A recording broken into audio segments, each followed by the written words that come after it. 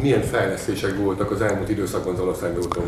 Ugye többször beszámoltunk már róla két mamut beruházásról, fejlesztésre, amit Zalaszentgrót és a térségét érinti. Az egyik a nagy EON-os fejlesztés, a 8,5 milliárd forintos fejlesztés, amiről már tényleg beszámoltuk. A másik a szennyvízelvezetés, ami a vége fele tart már.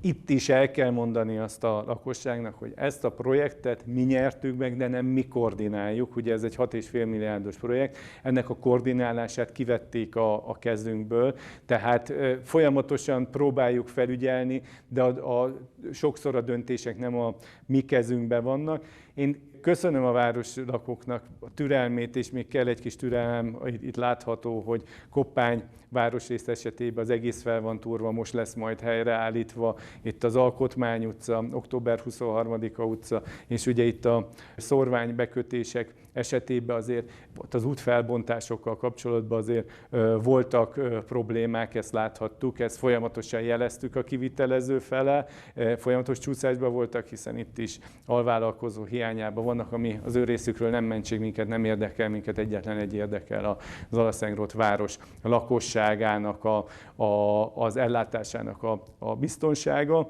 Úgyhogy ez a program, ami a vége fele tart, az egész szennyvíztelepet megújítják, ez az év végén lezárul. Aztán elkezdődött a úgynevezett Cserzilai út, hegyi útnak a felújítása, ez egy több mint 40 millió forintos projekt. Ez az ott élőket, hiszen vannak ott bejelentett lakosok is, a hegytulajdonosokat vagy mezőgazdasági dolgozóknak jelenthet majd előnyt, hiszen itt beszéltünk az előzőekben az esőzésekről, azért komoly károkat tudott tenni, és ez így, ha nem is teljesen aszfaltos, de egy jó alappal ellátott köves murvás út lesz. Aztán heteken belül elkezdődik a Május 1 utcának a felújítása, mellette az ároknak, ami megint csak ugye a csapadékvíz elvezetésére szolgál, az ároknak a profiljának a mélyítése, és van még ugye az egészségügyi központnál, azt a kettőt is elmondtuk, hogy lassan befejeződik az eszközbeszerzés, aminek a kereteibe tényleg teljesen modern 21. századi eszközöket tudtak beszerezni, csak most két példát mondjak, az egyik a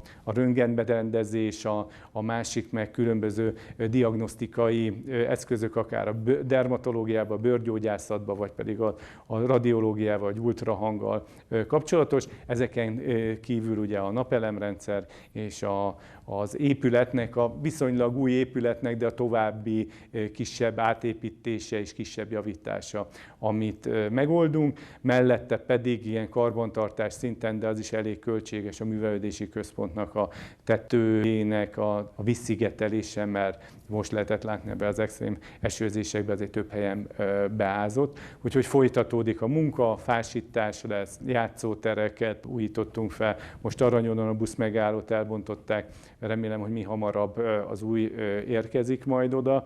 Úgyhogy folyamatosan zajlik a munka a városba, fókuszba azzal, hogy a zalaszentgróti embereknek és a környékbeli embereknek az életminőségének a szinten tartása és az emelése az, amit szeretnénk azért mindennapjainkban elérni.